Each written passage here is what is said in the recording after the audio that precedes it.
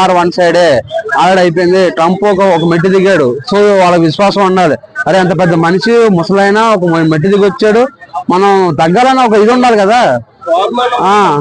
ఇప్పుడు ఇరాన్ వాడు ఉన్నాడండి, ఆడు యంగ్, ట్రంప్ పెద్ద వయసులో పెద్ద తెలుసు కదా. ఆయన చెప్తా ఓకే ఇది చెప్పింది కరెక్టే అని ఒక ఫీలింగ్ ఉండాలి కదా ఫస్ట్ ఆఫ్ ఆల్. అంటే ఇప్పుడు అంటే యుద్ధం కారణంగా దుష్ఫలితాలు ఏంటి అంటే మన దాకా ఏమొస్తాయి, అక్కడ ప్రత్యక్ష కంటలకు ఏమొస్తాయి, మన దగ్గరికి ఏది రాదు. మనకి ఇంకా 2-3 సంవత్సరాల వరకు పెట్రోల్ డీజిల్ పుష్కలంగా ఉంది. ఎవరికైనా ఇబ్బంది ఉందంటే కనుక సిఎన్జి ఆటో వాడికి ఇబ్బంది తప్ప మనకి ఎవరికి ఇబ్బంది లేదని చెప్పి కోరుకుంటున్నాను. సో దయచేసి సిఎన్జి ఆటోలు ఎక్కడ మానేసి ఈవీ ఆటోలు ఎక్కువ అని చెప్పి నేను అంటున్నాను. ప్రత్యక్ష కంటలకు ఏమి ఇబ్బంది, ఏ దుష్పరిణామాలు ఎదుర్కొంటారు?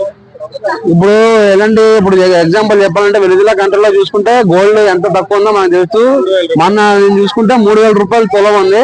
సో ఇలాంటి ఒక 6 నెలలు మన ఇండియాలో అట్లా జరిగిందంటే కనుక గోల్డ్ కొనుక్కుని స్టోరేజ్ చేసుకోండి అని చెప్పి ప్రజలకి సూచిస్తున్నాను. అంటే మీరు అంటే గోల్డ్ తగ్గుతాన్ని ప్రోత్సహిస్తారా మీరు?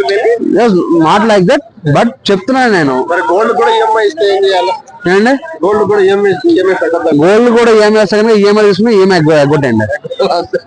అంటే ఇప్పుడు వెనిజులాలో 3,000 అయిందని చెప్తున్నారు, అవును అది నిజమే, అది మంచిదంటారా చెడ్డదంటారా?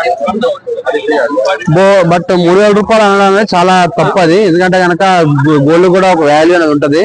బ్రహ్మంగా అప్పుడే చెప్పారు గోల్డ్ విలువ పడిపోద్ది, ఇతడి విలువ పెరుగుద్ది అని చెప్పి అన్నారు. బట్ ఇలాంటిది ఏదో వెనిజులా జరిగిందని చెప్పి అనుకుంటున్నాను.